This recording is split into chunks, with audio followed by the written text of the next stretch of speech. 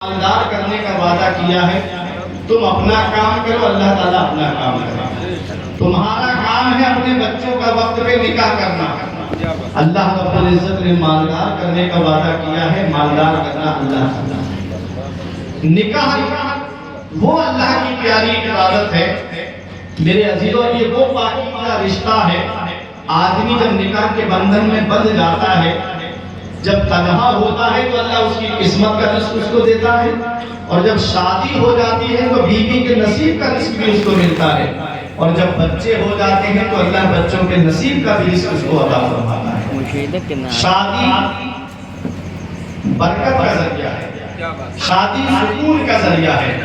اللہ رب العزت نے قرآن میں فرمایا وَمِنْ آیَاتِهِ، اللہ کی نشانیوں میں سے ایک نشانی ہے ان خلق، کہ اللہ رب العزت نے تم کو پیدا کیا تمہاری ہی جنس سے.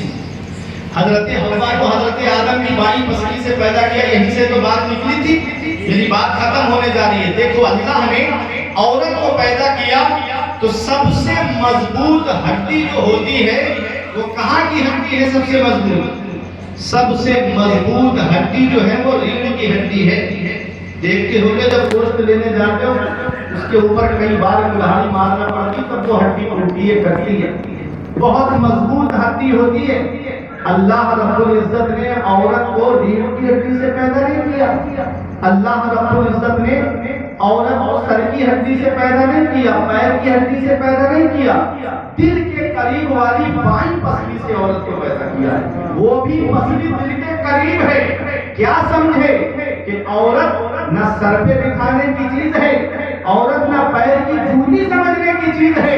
دل کے قریب والی ہڈی سے اللہ نے اس لیے پیدا فرمایا کہ عورت دل میں بٹھانے کی چیز ہے. ایسا ہو کہ اس کی محبت میں آپ اتنے آگے بڑھ جائیں کہ وہ جیسا بولتی جائے ویسا آپ کریں. اس نے کہا ماں باپ کو چھوڑ دو، چھوڑ دیا. اس نے کہا بھائی بہنوں کو چھوڑو، چھوڑ دیا. نہیں، عورت اتنے سر پہ بٹھانے کی چیز بھی نہیں ہے اور پیر کی جوتی بھی سمجھنے کی چیز نہیں ہے کہ اس کو بار بار آپ ذلیل کرتے رہیں.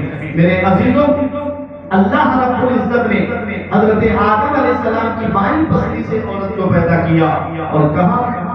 جنت میں. حضرت آدم حضرت حوا جنت میں رہ رہے ہیں. یہ وہ پاکیزہ رشتہ ہے، سب سے پہلا رشتہ میاں بیوی کا رشتہ ہے جو جنت میں قائم ہوا ہے. تو پتہ چلا یہ نکاح ہی ذریعہ ہے جنت میں لے جانے کا. اس نکاح سے ہٹ کے سینکڑوں رشتے آپ اپنا لیجئے، کوئی رشتہ آپ جنت میں لے کر کے نہیں جائے گا جو حرام رشتے ہیں. کوئی گرل فرینڈ کا رشتہ، کوئی بوائے فرینڈ کا رشتہ، کوئی حرام تعلقات قائم کیے ہوئے. میرے عزیزوں، پاکیزہ رشتہ اپنا، اور وہ پاکیزہ رشتہ نکاح ہے. نکاح کے ذریعے آپ عورت کو اپنے گھر میں لے کر کے آئیے. یہ پاکیزہ رشتہ جنت میں قائم ہوا ہے.